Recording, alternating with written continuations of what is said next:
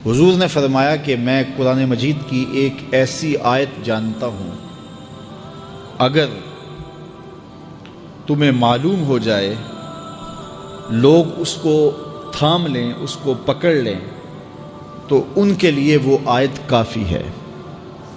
ایک آیت قرآن کی جو میں جانتا ہوں، اگر لوگ اس کو تھام لیں، اس پہ عمل پیرا ہو جائیں، اس کو روحوں میں اتار لیں، اس کو اپنے عمل کا حصہ بنا لیں، اس پر یقین و اذعان کا جہاں آباد کر لیں، تو فرمایا کہ وہ ایک آیت ہی ان کی پوری زندگی کے لیے کافی ہے۔ اللہ اکبر۔ اور وہ آیت کیا ہے؟ حضور نے بتائی، وہ آیت یہ ہے، وَمَن يَتَّقِ اللَّهَ يَجْعَل لَّهُ مَخْرَجًا وَيَرْزُقْهُ مِنْ حَيْثُ لَا يَحْتَسِبُ، کہ جو اللہ سے ڈرتا ہے، اللہ اس کے لیے راستے کھول دیتا ہے اور اس کو وہاں سے رزق دیتا ہے جہاں سے اسے گمان بھی نہ ہو۔ ہم ایک دفعہ ایک سفر پہ تھے، تو ہماری گاڑی کا پیٹرول ختم ہو گیا، تو اتفاق سے ہمارے پاس کوئی رقم نہیں تھی کہ جس سے ہم پیٹرول ڈلوا سکیں۔ تو میں نے اپنے ساتھی سے کہا کہ یہاں کوئی قریب ترین ساتھی ہو تو اس کا نمبر ہو تو اس کو فون کرو کہ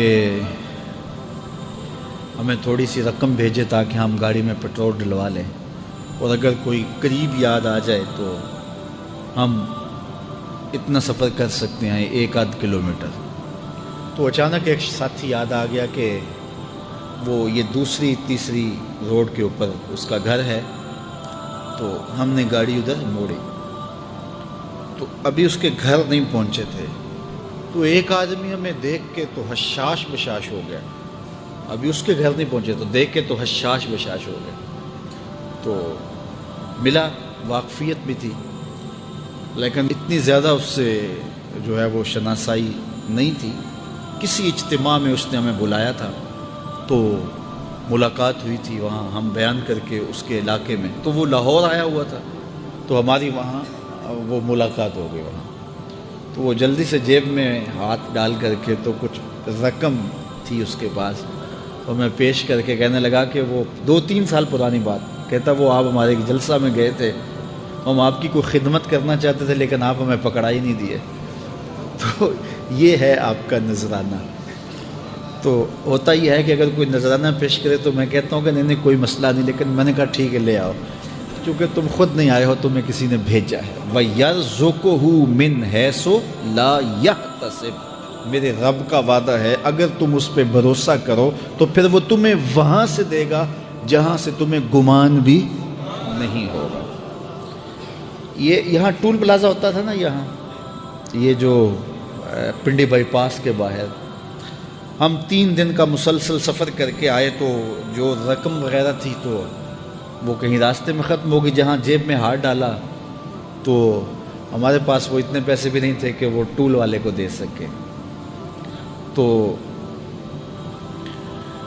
میں نے اپنے ڈرائیور کو کہا کہ تمہارے پاس کوئی ہے؟ تو وہ کہنے لگا جی میرے پاس بھی کوئی نہیں ہے۔ تو میں نے کہا چلو اس سے ادھار کر لیتے ہیں، اس کو ہم کہتے ہیں کہ ہم قریب ہی رہتے ہیں، ابھی جا کے آپ کو بھیج دیتے ہیں۔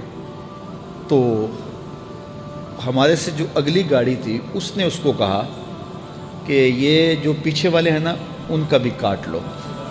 اس نے ہمیں پہچان لیا، تو اس نے کہا کہ یہ جو پیچھے گاڑی آ رہی ہے نا اس کے بھی لے لو۔ تو اس نے پیچھے مڑ کے دیکھا تو اس نے کہا اچھا یہ وہ آ رہے، چلو تم بھی رہنے دو۔ تو نے کہا تم بھی جاؤ اور وہ بھی جائے۔ تو یہ ہم نے کئی مناظر زندگی میں دیکھے۔ تو اللہ کے محبوب فرماتے ہیں قرآن میں ایک ایسی آیت ہے، اگر تمہیں پتہ چل جائے اور اس پہ تمہارا عمل ہو جائے، وہ تمہیں وہاں سے رزق دے گا جہاں سے تمہیں گمان بھی نہیں ہوگا۔ اللہ اکبر۔ بہت سارے واقعات زندگی میں ایسے رونما ہوتے ہیں۔ یہ اچانک 2 باتیں میرے ذہن میں آ گئی تو میں نے آپ کے سامنے رکھ دیں، تاکہ اس سے یقین میں پختگی ہوتی ہے، بالخصوص جو مبلغین ہیں ان کے لیے خاص طور پہ یہ باتیں ہیں۔ بس اس پہ توکل رکھ کے چلتے رہیں، پھر دیکھنا کہ اللہ تمہارے لیے کیسے اسباب مہیا کرتا ہے۔ امام شافعی کہتے ہیں جب میں امام مالک کے پاس پڑھنے گیا تو ان کی ایک ہی ادا مجھے کھا گئی، اور میں نے کہا نوکری کروں گا ساری زندگی شخص کی۔ محدث جب روایت کرتے ہیں تو سند کو جب صحابی تک لے جاتے ہیں اور پھر صحابی کہتے ہیں کالا کالا رسول اللہ صلی اللہ علیہ وسلم کہ حضور علیہ السلام نے فرمایا. اللہ اکبر. تو امام مالک جب حضور علیہ السلام کی حدیث بیان کرتے تو حضور کے روضے کی طرف اشارہ کر کے کہتے اس قبر منور کے مکین کا یہ فرمان، اس بقائے نور کے باسی نے یہ کہا ہے. تو کہتے ہیں کہ جب اشارہ کرتے تو کیا وہ کیفیت ہوتی. اللہ اکبر. تو یہ عقیدتوں کے رنگ ہیں. حضرت سعید بن المسیب لیٹے ہوئے ہیں، بیمار ہیں، اٹھنا مشکل ہو رہا ہے. کوئی آیا اور حضور کا فرمان پوچھا، حضور کی حدیث سننا چاہتا ہوں. میں اقعدونی، مجھے اٹھا کے بٹھا دو. تو کہا لیٹے لیٹے بیان کر لیجئے. فرمایا انی اکرہ ان احدث حدیث رسول اللہ وانا مستجع. کہا یہ میں گوارا ہی نہیں کرتا کہ حدیث حضور کی بیان کروں اور خود لیٹا رہوں. امام مالک کی دہلیز پہ اگر کوئی شخص آتا تھا تو اسے پوچھتے تھے کیا کام ہے. اگر وہ کہتا کہ میں حضور علیہ السلام کی حدیث سننی ہے آپ سے، تو فرماتے کہ پھر تھوڑا انتظار کرنا ہوگا، مجھے غسل کر لینا. غسل کرتے، خوشبو لگاتے، تخت بچھ جاتا، بخور سلگھا دیا جاتا، پھر اس کو بٹھاتے اپنے سامنے. اب پوچھو میں تمہیں حضور کا فرمان سنا. یہ اہتمام ہے حضور کی حدیث کی روایت. امام بخاری نے صحیح بخاری میں جتنی بھی حدیث روایت کی، ہر حدیث لکھنے سے پہلے غسل کیا ہے، 2 نفل پڑھے ہیں اور پھر حدیث لکھی ہے. ہر حدیث کے ساتھ یہ اہتمام کیا ہے. آج تو بے ادبی ہمارے رویوں میں آ گئی. وہ ایک زمانہ تھا کہ ایک شاعر حضور کے روضہ انور پہ گیا تو پرانی مسجد نبوی کی تصویریں آج کل تو دستیاب ہیں، آپ اس کو دیکھ سکتے ہیں. 2 کھجوریں تھیں گنبد خضرا کے ساتھ. تو اس شاعر نے 2 کھجوروں کو حضور کے روضہ انور کے سامنے کھڑے ہوئے دیکھا تو اس نے اپنے انداز سے نظم کیا کہ کب ہیں درخت گنبد شہ والا کے سامنے، مجنوں کھڑے ہیں خیمہ لیلا کے سامنے. لوگوں نے کہا کمال کر دیا، کیسا تخیل پیش کیا. تو اگرچہ استعارتاً استعمال کیا کہ جس طرح لیلا کے خیمے کے آگے مجنوں کھڑے ہوتے ہیں، یہاں حضور کے روضے کے سامنے یہ 2 کھجور کے درخت کھڑے. تو ان دنوں میں اعلیٰ حضرت امام اہل محبت امام شاہ احمد رضا خان فاضل بریلوی بھی وہاں موجود تھے. تو کسی نے جا کے ان کو یہ شعر سنایا تو آپ کی رگے غیرت اور رگے حمیت پھڑک اٹھی. آپ نے فرمایا اس کو بلایا گیا. کہا کہ تیری جرت کیسے ہوئی کہ میرے رسول کے روضے کو لیلا کے خیمے سے تشبیہ دی. نے کہا حضور میری تو توجہ ادھر نہیں گئی، میں نے تو استعارتاً بات کر دی. تو کہا کہ تمہارا پہلا مصرع تو ٹھیک ہے لیکن دوسرے میں اصلاح دیتا ہوں.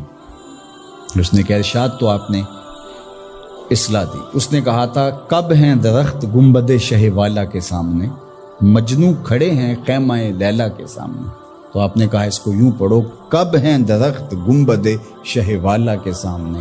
اور اس نے دوسرا مصرع کہا مجنوں کھڑے ہیں خیمہ لیلا کے سامنے. تو اعلیٰ حضرت نے فرمایا اس کو یوں پڑھو قدسی کھڑے ہیں عرش معلیٰ کے سامنے.